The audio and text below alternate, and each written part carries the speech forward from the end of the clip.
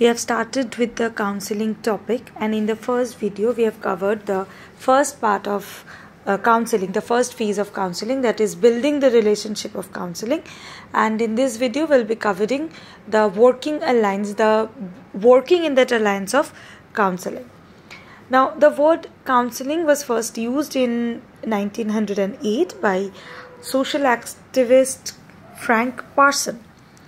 What exactly counseling means, what we have learned from the last video, is that it is an assistance to the needed people, in which this assistance is like giving an advice. It can also be thought of as a process in which a person is helped to explore the situation and find solution to answers for a problem. The counselor comes to the counseling situation with the expectation to do something to ease or improve the client's situation. In this second stage, the counselor attempts to assess the client. And this assessment refers to anything that the counselor does to gather the information and to draw conclusions about the concerns of the client. While assessing the client, one must not be judgmental, but must try to evaluate him, or must try to find out the cause of the problem. That is, what is the exact origin of the problem of the client. We should never forget that counseling is a relationship between two people, where one person attempts to assist the other to organize himself better to attain a form of happiness by adjusting to the situation. So if we summarize, then it comes to the point that it is basically a relationship between two people, where number one individual seeks help of another individual. Number two, one person is willing to help the another person. He is willing to guide the other person. Number three, the counselor is a trained person to guide or to counsel. And number four, the client and the counselor are in a setting where the help can be given and received. This second phase of this helping process, this counseling process, actually involves five basic features. Number one, exploring the client's problem. Number two, establishing the rapport and enhancing the motivation. Number three, formulating a multidimensional assessment of the problem. That is, identifying the roles and difficulties and identify relevant resources that can be trapped or must be developed. Number four, mutually negotiating goals to be accomplished in remedying or in removing the problem and formulating a contract. And the last one is making referrals. Now, the exploration of the problem starts with collecting the demographic data of the client. Now, this also marks the start of rapport establishment, where we try to know about the subject, about the client, that is his basic informations, his or her, that is name, age, address, marital status, education. That is the information, the general information about that person. Now, while as establishing the rapport, the counselor tries to gather information about the problem of the client. They try to understand the thoughts and feelings, the behaviors that is associated with the problem. That is, when the person is explaining the problem to the counselor, he will not only be focused only on the problem, but rather the associated things with the problem. That is, what are the thoughts that are associated with the problem? What are the feelings? What are the behavior that is associated with the problem? And how these feelings, these behaviors, the thoughts behind these behaviors is hampering the daily life of the individual. Next follows the solving of the client's problem by figuring things out and working on the emotional aspects too. This emotional work actually points to changing of one's self. That is, how the person who has come for the help, how counselee he or she perceives, feels or interacts in the given situation. The clients are moved from a familiar, predictable state of affairs into a strange and unpredictable one.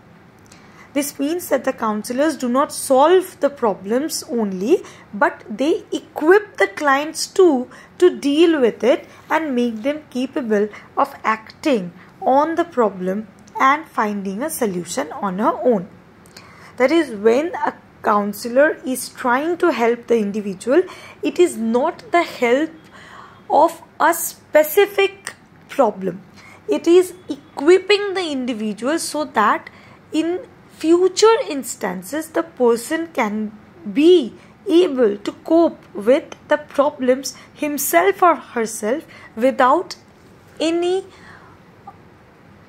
such guidance, without any such help in this proper setting. Therefore, the middle phase is characterized with a multidimensional tasking in multi-directions. That is, it is not unidirectional. It is not directed towards only alleviating a problem. No, it's like we are working in various ways. We are not only solving one problem, but we are trying to solve the problem. We are trying to find out the associated like the thoughts, feelings, and then we are trying to mold the things behind such actions, and then we are trying to equip that person also so that that person becomes equipped to handle the trauma later on, handle the problems later on. Now let's focus on certain things that we should take care while providing this kind of assistance. Now, firstly, the counselor's attitude needs to be positive. That is, she or he should be respectful and empathetic and guiding for the client.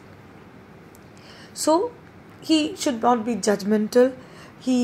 Whatever the counselee is expressing, he should see those things with respect, with empathy, with a vision to guide that individual.